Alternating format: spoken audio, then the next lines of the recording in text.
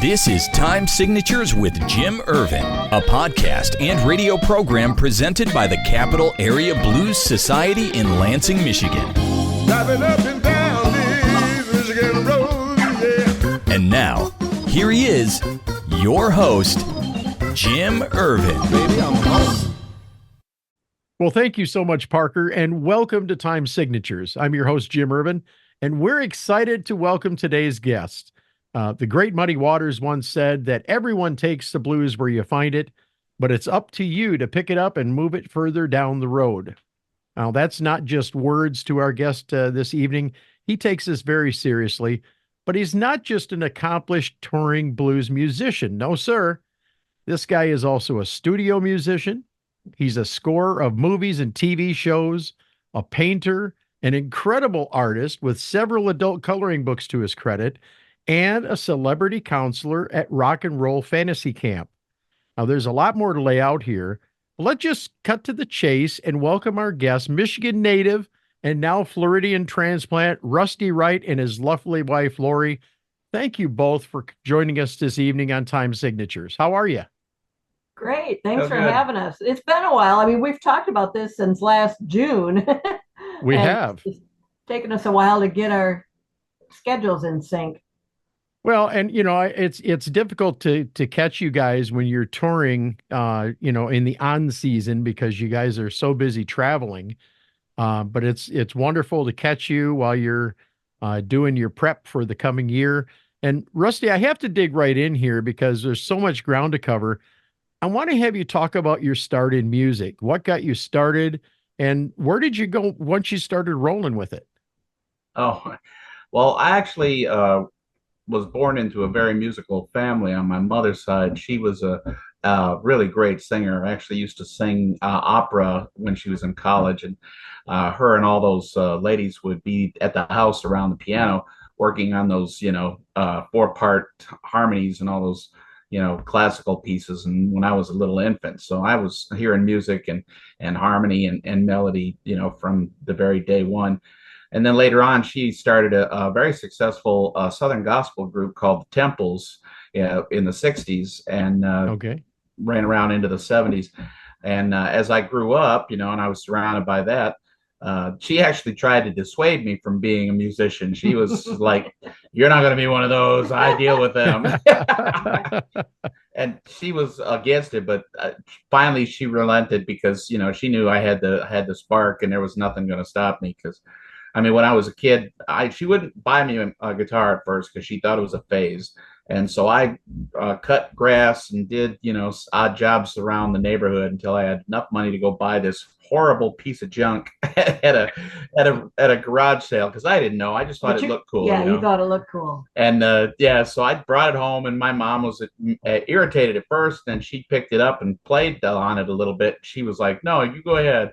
She realized that the action was so high and so stiff on this guitar. She thought for sure I'd give up and never, be able to do it. Well, I worked my fingers to the bone to the point where they actually did bleed a couple of times, just so hard to press those strings down. But I finally got 3 chords to come out of the thing and sound decent. And she finally looked at my dad and said, "Oh, he's not gonna quit."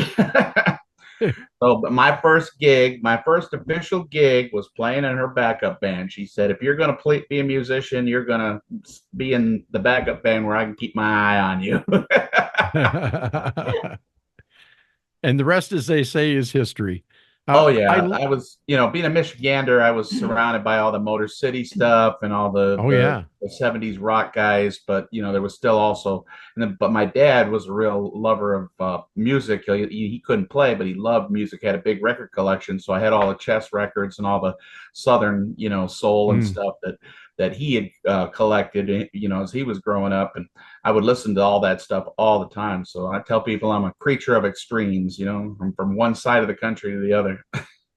Well, I love that you've never forgotten your blues roots right here in the state of Michigan.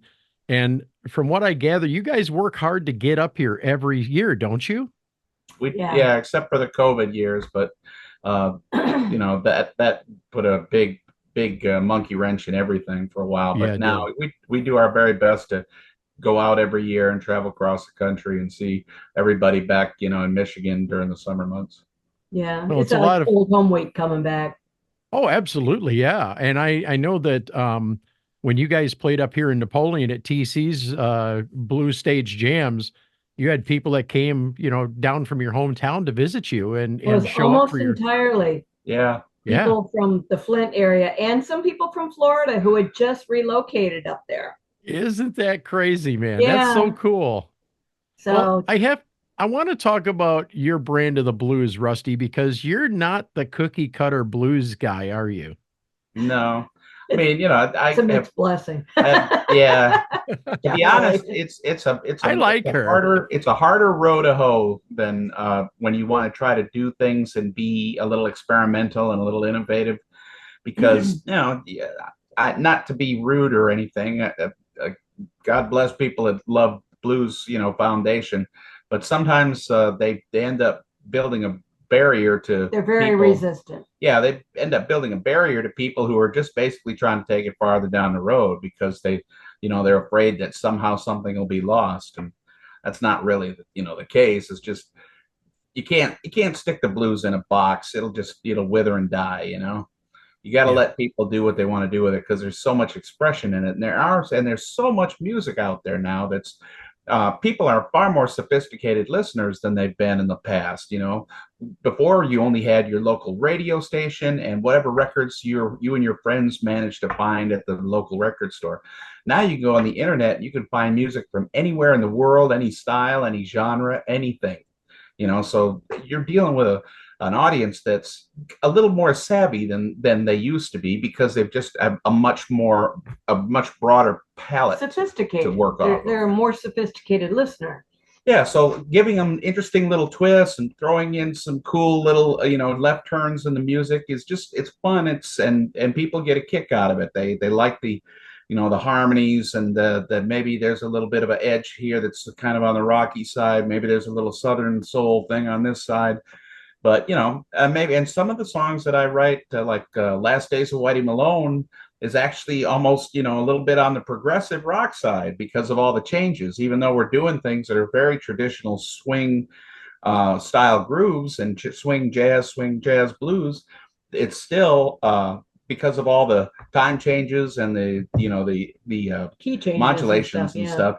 Yeah, it's almost progressive at the same time. But it's a story song, so it's got a long story to tell. It's a strange thing. It's just there's no defining that one at all. Well, I like the fact that there's so many musicians out there that are like you that are saying, take me as I am, don't take me as I am. I'm going to play what I'm going to play. Joe Bonamassa being a good example. And you've got so many others that have shown. Even Buddy Guy is not a straight blues guy anymore. He mixes a little bit of everything in there. And I think that it's kind of indicative of, as you said, the listener becoming more educated and being a lot more savvy than they used to be. They demand a little bit more. Would you agree with that? Yeah, definitely. I think that the giving people something cool and that's a surprise, that they're not expecting. I think half the reason that, if you look at a crowd at a place and they're all tuned out and they're looking at their phone, it's because it's not because the band is bad. It's because the band is just playing it safe and doing stuff that they've heard 1,000 times before. So they're not surprised and they're not engaged. But you give them a little shock value for a second, throw something at them with all kinds of wild twists and turns and cool, playing and really, extreme, exceptional, style playing and stuff. And, slowly but surely, when we play, I watch the eyes and I watch the head start to pop up. And it's almost like they wake up and they go, hey, what was that? And it's not going to be everyone's cup of tea. I mean, there are people who there's people who want to eat ramen noodles every day or steak every day. And that's all they want. And that's fine. That's them. But we just like mixing it up a a little more. And I think most people appreciate that. And so, Laurie, I have to tell you, I've got a very good friend. We argue about the blues all the time. And I joke with him. I call him a blues snob because he loves the blues. He loves the yeah, straight down the line, rough edge, muddy, gritty blues. And that's okay. And Mhm. I've told him, we don't have to agree. You don't have to like my brand of the blues. I don't have to like yours. I happen to like yours because I like a little bit of everything. yeah. But I think that, that it lends itself when you start talking to blues aficionados these days that they do enjoy the mix. And I mean, I was looking at Bonamassa followers on Spotify. Mhm. It's like, or I'm sorry, on Facebook. On Facebook, it's like hundreds of thousands. So don't tell me Yeah. that he doesn't have a following. There's at least almost 1 million followers of his on Facebook alone. So Mhm. And he has people worked very hard for every one of those followers. absolutely, and he went years. I think it was it Kevin Shirley, I think, said it was like 16 years or something like that before he ever got any success. Buddy Yeah. Guy was another one that played for decades Yeah. before he hit it. Yeah. Yeah, Joe I used to come up to Flint and play at a little place called the Bauer Theater. I mean, it It held was the maybe, children's theater. yeah, Yeah. it held maybe Wow. what, Three- 50 people? No, 300. That was 250. I No, think. 250 was the 250. next was the Michigan State Theater, the little one down there Bauer in the Theater. alley. But anyway, he would play and there'd be, he would play and there would be a dozen people the first time. Yeah. But the next time he came back, there'd be 20 or 30. And the next Sure. time he came back, there'd be 50. And the he next- was renting out that theater every time. He wasn't coming in for a paycheck. They were paying for the theater and just building the old school way, which is really hard these days. It's almost impossible to do now. Well, yeah, Yeah. the prices and then finding the venues in the first place is that can rent to you that you can do the shows in is getting harder because a lot of them are closing down. Yeah. Then the prices that they want are exorbitant. Yeah. Everything's gone up in price. But then on top of that, people, once again, because of the internet, because of streaming and all the other services out there, it's getting harder to get folks motivated to want to invest the money in a ticket and For hang on someone to they it. don't know. Yeah. Yeah. Whereas before, when I was coming up, everybody was always searching for new music all the time. I mean, me and my friends, the first thing we did when we got our allowance or our first paychecks was run down to the local mall and hit the record stores and see what Yep. what had just come out. Columbia Record Club. But that All right. really, I noticed that that's not quite the same. I mean, there are people coming out and people dig music still. Don't get me wrong, but it's harder to do it the organic old school way like that, renting the places yourself, pitching the shows, and working it. I mean, yeah, with the internet, we've got the ability to reach all these people, but so is everybody else and their brother, and they're so inundated, trying to get your ad or your pitch to stick is harder than ever. Yeah. That could be the demographic for the genre. I mean, it's older demographic too. That the age group, I mean, they're the ham and the sandwich. They got their kids' lives that they're involved in. They got their parents that they might be caring for. They're at the top of their careers, so there's more responsibility there. So they might not have, the time to go out. It's almost like a last minute thing a lot of times. And the young Yeah. bloods are, been conditioned to think that, their music is electronic, hip hop, that kind of style of stuff. I love seeing some, a 20 something come to a show and then they light up and the first time they see a bunch of really good players tearing it up, Yep. Yeah. It's like they've heard the stories and stuff, but they didn't hang out in those kind of places. So they've never really seen a lot of really, killer bands like when I came up. And they get that look on their face like, oh my God, what's this? And I've been those are the telling people I love. I've been telling my son, Josh, about Larry McRae for years. And I finally had an opportunity. Larry came and played up here in Lansing at the Urban Beat for a Ukrainian fundraiser. And I talked to my son and I said, man, I want you to go with me. He's like, all right, Dad, I'll go with you. So we get up there, we grabbed a sub on the way and we sat out there and ate our sub and we went inside. And he's sitting there looking at his watch and he's going, when is this going to start? When is this going to start? Larry kicked off at 7 o'clock. And I'm telling you, my son was like, and he was glued the entire time. And all the way home, he was telling me, Dad, thank you so much. That was so cool, to be able to go and experience that. And, he plays guitar a little bit. And I introduced him to Larry before the concert, which is, I've known Larry for years. Yeah. And he told him, he says, he says, okay, if you're playing on your own, he said, but if you ever want to pick some strings when I'm in the area, you just let me know. And he said, we'll get together and we'll do it. And nice. What's that? Oh, nice. Larry's a good guy. He is a good guy, but there's so many stories like that in the blues genre that it warms my heart. I got to ask you a question, Rusty. When you guys came up to play at TC's place, and y'all gonna have to forgive me. This is like old home week for me too, because I really love these guys. They're just salt of the earth. They're good people, and I enjoyed seeing them play for the first time in Napoleon. When you guys were on your way up, you stopped at Sweetwater. And yes, we did. That was my big idea. Your wife made you do something, didn't she? Tell that story, man. Because I want to piggyback off your story with mine. Well, we were on the road, we were coming up to Michigan and stuff, but we had a little time to kill, and we'd never seen the main Sweetwater Sound complex there. I had. Well, she had, yeah. 1988, and it was still in Chuck's house. Oh my gosh. He had his dogs running around through the store. It was very small. It was a house still. And now it's like miles long. Yeah. It's an empire. You need a golf cart to run around that place. But we went to check it out. That's I was really just amazed at all the stuff they had there. So I'm wandering around, looking at stuff and made my way through the recordings gear and other stuff, and then finally headed over to the guitars. And so I'm thinking, yeah, they got all the standard stuff, no big thing. And when I got in there, I was looking around and lo and behold, my eye catches this Les Paul that's got that slightly different headstock.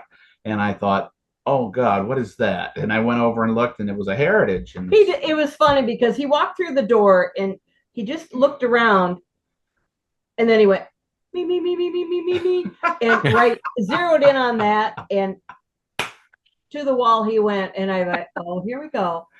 Well, I don't buy a ton of guitars. I have a nice little collection, but they're all guitars that I have found that really are something sweet and special and click with me. I don't just buy guitars to buy guitars and have them. I want guitars that really feel good and really, really reach inside me when I play them. Sure. And I was not expecting to, but I got that guitar out, and as soon as I picked it up, I've always loved that company. Look at his face. I started playing it, and I was like, oh, expletive, which I'm trying not to say out loud. Beep. And I plugged it into a nice amp, and then started noodling around, and it was just like instantaneous. His eyes just started to glow, and I pulled my credit card out of my back pocket and I went, oh, just go buy it. Just go get it. It's coming home with us. I can tell by the look on your face. Yeah, we're not going to argue about this. And that doesn't happen every time, I check out guitars all the time, and very rarely, when I find those ones that go, have that certain oh my God factor, sure. Then I grab them because they're kind of rare and hard to find. And I have to tell you, at the end of the interview, we're going to have Rusty and Laurie share the website. You have to go to their website, and you have to scroll down and look at the Blues Blast magazine article. Now, I was there that night. I shot pictures of the first time he played that guitar in a concert. And all I can say is the pure delight, the childlike wonder in your face. It was like Christmas morning. It really was. And I got the biggest kick out of that too that night. Yeah. And when I expressed that to Laurie and I showed her the picture, she goes, oh my God, look at his face. And I said, yeah. So it did my heart good because I was able to capture a moment that to me was just something that you don't see all the time. And it's wonderful to see that kind of Yeah. response in the face of a musician. That's one of my favorite pictures of him ever. The Thank one where you. he's just grinning in that denim shirt. And yeah. Yep. You're listening that and was- watching Time Signatures with Jim Ervin. My guests are Rusty and Laurie Wright of the Rusty Wright Band. Laurie, I need to hear from you for a minute. I mean, I know you've been salting in comments here and there, but I want to hear a little bit about the story of how you two met. I had gotten off the road. I'd been playing music all my life too. For many years, I was playing solo. I was doing the hotel circuits like the Hiltons and Radisson hotels, and I would go in and stay for a month at a time. And I played at Kalamazoo, for years. Kalamazoo, Grand Rapids, mostly along the west side of the state. And then I went out further, and eventually I was working like a 27-state circuit. Wow. Yeah, got married to a guy who was also a musician. That was a train wreck. Moved back to Michigan. We wanted to get off the road, and so I started a newspaper, a monthly music magazine or newspaper magazine.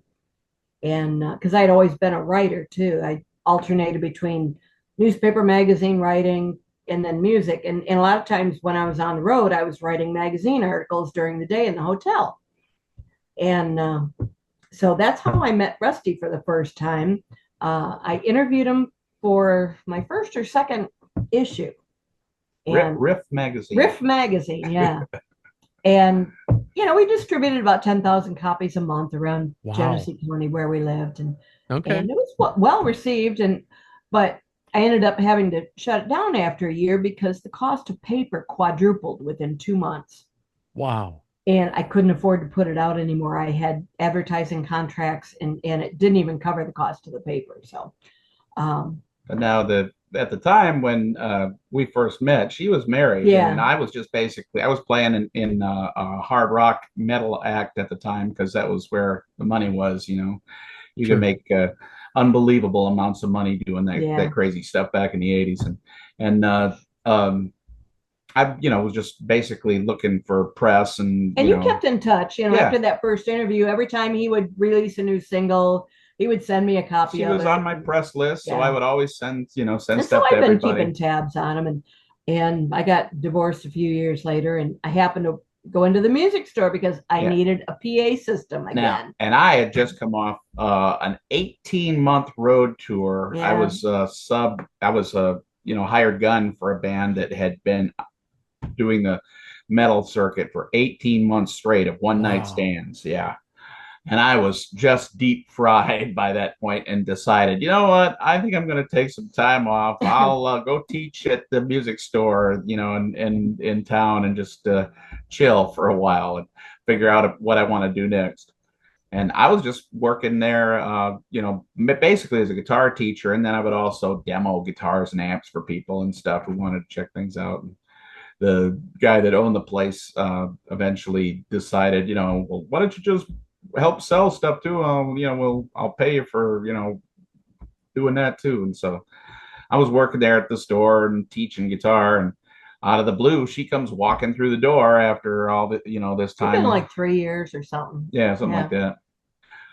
And I didn't think anything of it because I was still under the impression that she was married. But then she came in, and as we were talking, she was looking for a new PA because you were going to start the girl band then. Yeah.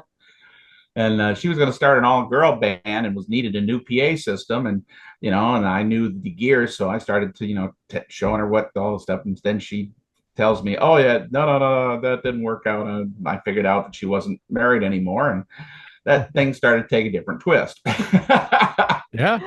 So he invited me to dinner, and I was totally against dating. I swore I would never, ever, ever, ever date another musician as long as I lived. And I never dated anyone else. And we went out the one time, and we just started seeing each other very occasionally. We were both busy. We had gigs. We were working. And eventually it just, after about a year and a half, Yeah, something like that. I kind of said, well, this this is really nice, but it's not going anywhere. I mean, we'll always be friends. He had told me, if you ever want a guy to follow you to the ends of the earth, turn and walk away. And I thought, let's try it. Yeah, and I want to tell all the young men out there, when you're dating a girl, don't ever tell her any of the man's secrets. It only took 2 bottles of wine. Yeah. First night, She tricked me into talking about my past, and then when I go to find out about her wayward past, she just looks at me and says, "Oh, I was a choir girl." And I'm like, I just ratted myself out to you. You got ammunition on me for life. Oh man. oh yeah. Oh yeah. So never go first. There you go. Rusty, I want to flip the page here a little bit because you've got some great stories, man, and I wanted to get these stories preserved here. Talk about opening for Lynryd Skynyrd. That was like a once in a lifetime thing for you, wasn't it? That was very, very Yeah. unique, unexpected, total. Just we had just got the blues band. I decided I was fed up with all the Yeah. metal and rock scene stuff. The way And you the and I have direction been was going. playing just Yeah, and we'd been playing together as a duo kind of thing, Yeah. and enjoying working on the harmonies and stuff. And I just, decided. I'd always told myself that I was gonna, play the blues if I hit 40 and I was still alive and kicking. I was gonna play music that I love. and that was what I wanted to do too for many years, and never had anybody to work with that liked that type of music. But we had decided to do it, start working on the blues band seriously, and we had just gotten our very first lineup together. And we had been working on songs and working on original and writing, material for a record. First album. Yeah. And, and we had and I decided, okay, we need to go out and play in front of a crowd and see what kind of reaction we get, see if we're on the, people like what we're doing, we're on the right course. And so we played this little barbecue joint. I don't know. Royal Oak. Well, how much it wasn't a lot of people. I mean, we had a good crowd, but it was a small place. Yeah. But we got a really good, reception, a really good vibe from it. We thought, okay, cool, this is a good start. So our very first gig, as with the new blues Rusty Wright band, is at a little barbecue joint, in front of about 50 people, and had a nice night. Everything went well. Nobody threw anything. It was a good day in showbiz. So I decided, okay, I guess I'll start contacting, my friends and other people I know in the industry and let them know that I've got a new thing, and that I'm looking to get some stuff rolling. And I hadn't even started to dial the phone yet when I get this phone call from an agent friend of mine who had heard that I had a new band, and she had just had a cancellation. She says, I just had a cancellation by the opener for Lynryd Skynyrd. I heard you had up a new act. Can you do it? And it's like a week away, or, Wow. And I'm like, what's the date? And it turned out it was June 9th, which is our anniversary. It was our third anniversary. Yeah, and Laurie had made me promise that year. In fact, she said, we're always working on our anniversary. We're always working on all our holidays. This year, will you promise me don't book anything on our anniversary? And I didn't think it was going to be a tough thing because it was a Wednesday night. Yeah, you thought, no big deal. Yeah. And I actually told the agent, I said, okay, you got to give me 2 minutes. I got to call somebody. I got to make sure that everyone's available. Like, what? And she's like, are you kidding? I said, no, please bear with me. I got to do this now, but I'll be right back. She said, okay, don't wait. Don't make me wait long. Okay, I'll be right back. So then I call Laurie and say, I start off with hey, I know I promised that I wouldn't book anything. And she's like, oh, man. She's already instantly chewing my ear. And I'm, oh, no, listen to me. This is totally up to you. It's your decision. We can go out and have a fantastic, marvelous, anniversary dinner with all the trimmings and spend a beautiful evening together and just relax and enjoy ourselves and have a nice time. Or we could open for Lynryd Skynyrd in front of a sold-out audience at the Cloud Amphitheater. And I held the phone back as the squealing started. And I'm like, in between her screaming, I'm like, that's a yes, right? Gotta call you back. Yeah, and I called the agent back and said, yeah, we're on, good to go. And she's like, oh, thank God. All right, great. So we go there, we do, get day of the show. It's tornado season. Tornadoes So all day. the weather is crap and everything is like touch and go. They might cancel the show if there's a tornado touchdown They too spent close. the whole day down underneath the facility. So finally, like, I don't know, hour before showtime, they get the all clear to go for it. And so it's still pouring rain. Yeah, it's still raining. Storming, but they decided to go ahead with the show because 4,000 people were sitting there and nobody was leaving. Yeah, they all came. They're all covered in visqueen and wearing rain gear, but they're not moving. They are there to see a show. Wow. So at the last second, the skies start to clear up. Everything was cool. They fly the trusses. They hadn't even flown the lighting trusses because they weren't sure if they were going to be able to until the last second. So big chain motors crank everything up. The big light top goes up. Everything's ready to go. And we go up there and hit the stage, do our thing. Now we've got 30 minutes and I'm playing in front of Lynryd Skynyrd, who have some of the best guitar players there are. I'm thinking, okay, we got to go for broke. I got to, hit them with everything I got, or this audience is going to just, eat us alive. And so we threw down with an instrumental that I had just written called Hell on My Heels. That's, real guitar driven, crazy stuff. And it worked out great. The audience loved it, started cheering. Next thing you know, they're digging it. We're getting a real good response, really good response. And that's when that response is what all that racket, the Skynyrd guys were downstairs in their dressing rooms. And they said they heard all that roaring and applause and stuff and decided they needed to go find out what the hell's happening upstairs. And I look over to my right as I'm standing on stage playing, and there on stage right behind the big curtains is all three guitar players with their arms crossed looking at like this, I saw him first and I look at Rusty and I'm like, yeah, she walks over and stops her head and I look over and it's like, oh my God.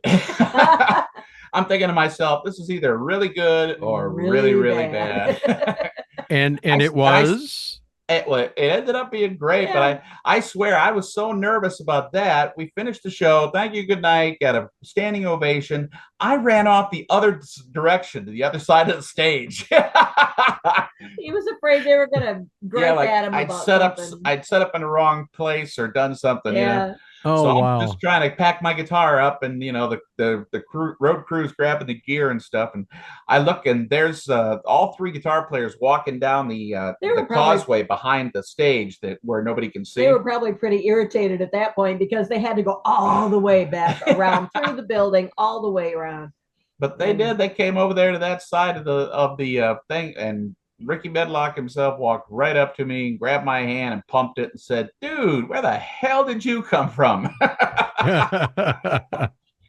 And we were pals after that. I mean, they said, stick around. They invited us back to the dressing room and all that good stuff. We got to hang out and see the show and hang out with Lynryd Skynyrd. And it was just one of those unbelievably perfect days. Yeah, it was. All right. So we're going to go from this story. I usually ask my musician friends to give me their best story and their worst story. And you had both of them on your website. So I'm going to ask you about this. I would like you to detail the story, the Armed Forces tour in South Korea. Would you share that story with the listeners and watchers, please? That came about again through that song, Hell on My Heels. Okay. There was a podcaster out of California, he's from California. Named Mike Usey, and he had a lot of listeners that were over in Iraq and Afghanistan and all through there, and they were downloading his podcast. And he was a supporter of ours. He liked the music a lot, so he used to play constantly. And so he told us that the guys had written to him and said they had downloaded that song and they were using it when they would go out on patrol outside of the green zone. They were blasting that as they went through the gates. Yeah, because when the gates fly open, they come out really fast because they never know if their insurgents would be on the other side with a rocket launcher or whatever. So they would pick a song that was really wild and scary and aggressive, and they would pump it loud as hell through the sound systems that they had mounted on the Jeeps and the vehicles, and they'd come tearing out of there with this. And they started off with that song of ours, "Hell on My Heels," because it's got this crazy wild screaming guitar intro thing. Once we heard that, we said, we've got to go play for them. Yeah. Let's go. We looked into it and found the Armed Forces Entertainment. Yep. The application, it took me 3 days to fill out the application. Wow. Yeah. And it's the United States government, so there's a buttload of paperwork. They run you through the ringer. Yeah, and then they basically climb up your backside, finding out everybody you ever knew, talked to, or said. Yeah, but we went over there and we did 9 shows, I think. We were there for like 14 days, and we must have done more than 9 shows. We only had 1 day off. The schedule was really grueling. Travel. It was travel that was included in that. There were flights and things like that. The schedule was incredibly grueling. It's basically they run it like a military operation, so they've got your day is worked out down to the minute. And if you're over 25, oh my gosh. We were exhausted, but it was great. It was a fabulous experience. Yeah, I love playing for the guys over there, and it was really amazing. And seeing, South Korea and you don't realize Seoul is bigger than New York City, and it's just immense. Yeah. And seeing all the different cultures and stuff, and Japan, of course, and seeing all the marvelous things and meeting all the people was definitely fantastic. Very small world, though.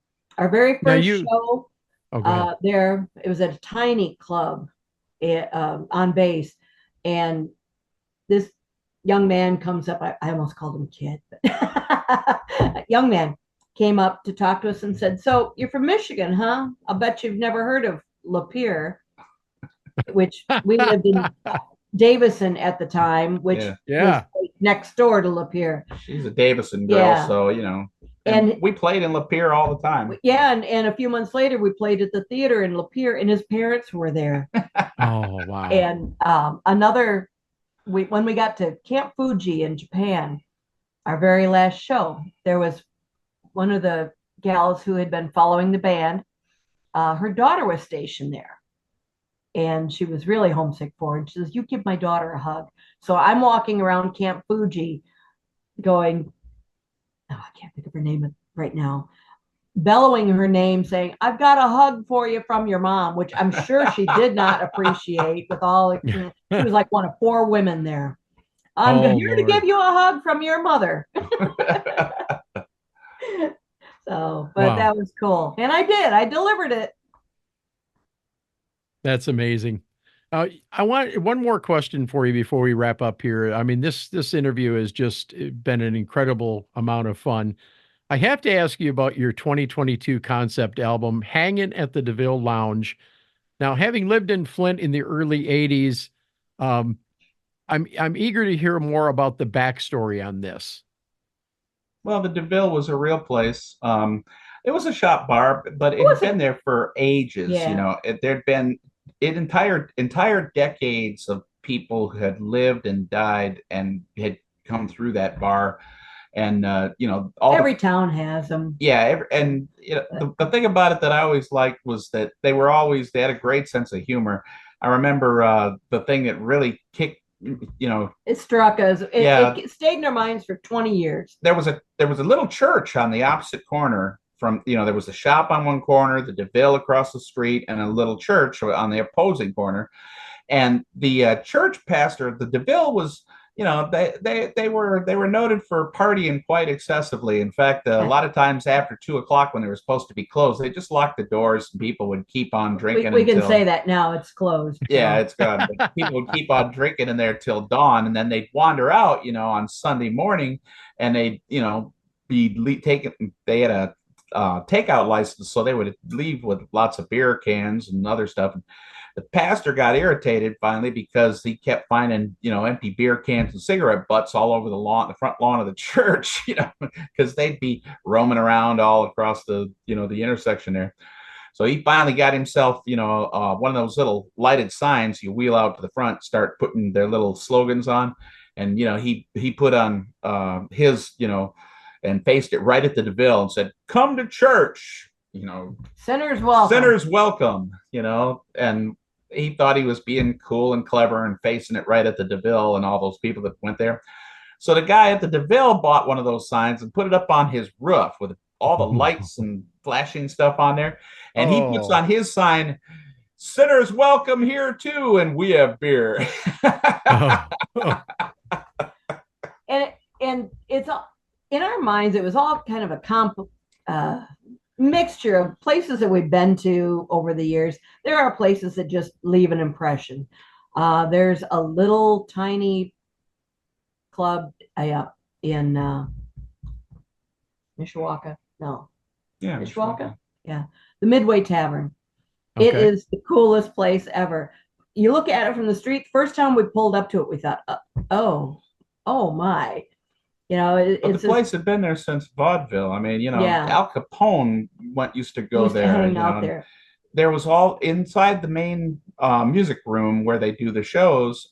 Every musician who'd ever played there has written their name on those walls for the last like 80 years. Yeah, the same family's Wow. owned it since the 20s. Yeah, there's Well, just thousands of 1930s or names all 20s. across on every wall, on the doors, everywhere. Because the lady that owned it, she was like, if you play here, you sign somewhere, you Yeah. find a spot, So every perfect musician, acoustics. every It musician that just ever has a came through there. vibe. You feel the hair on your arm stands up when you walk through those doors to the back. Yeah, it's a real honest to God juke joint, And the Wow. DeVille was kind of like that, not as far as the juke joint side of it, but just that cool little local place.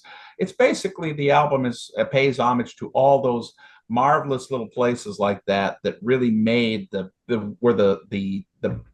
incubator for all of the music that happened all through the 40s, 50s, 60s, 70s, 80s. Yeah. It was guys plying their trade in these little tiny places like that held 50 people or so. And it just feels like it permeates the walls. Yeah. That music, that vibe, the spirit that's in there. And I mean, and the people who are true music lovers, the ones who follow it, that it's like a religion to them, they're always going to the next show and looking for the next show. They feel it instantly when they walk through the doors of those places, like Bradfordville Blues Club in Tallahassee. Oh, yeah. Same thing. Yeah, I mean, so basically the hanging at the DeVille Lounge is just my paying homage to that beautiful little incubator of all those clubs across the United States that were the place where all the music came from, And there's drama, and people live their lives in those environments, and so there's drama and sadness and love and all kinds of everything you could think of. Life passes through those walls. Life in general. Well, as we come to a close, I want to ask you, where can listeners and viewers go to find out more about the Rusty Wright Band? The coloring books. Let me show you the coloring books. Check these out, guys. I have 3 of the, I found out you have how many now? 5. 5. I've only got 3. So that means I got to spend more money with this guy, but I love it. It's absolutely wonderful. I mean, look at this Draconosphere. This is just so cool. And the artwork is incredible. So where can we find, the music, the coloring books? If somebody wants to book your band, where can they go for this? Well, the main website is rustywrightband.com. And, that's WRIGHT, right? So rustywrightband.com is the main site where you can find our music, see more videos, see all our press stuff. You can buy the coloring books there. You can buy T-shirts and our, albums, whatever you like. But the coloring books are also available on Amazon, so you can go there if you like going through Amazon, and you can find our music everywhere. I mean, we're on Spotify and but you can't look for the coloring books on Amazon by typing in Rusty Wright. He had to be clever and come up with my given nickname.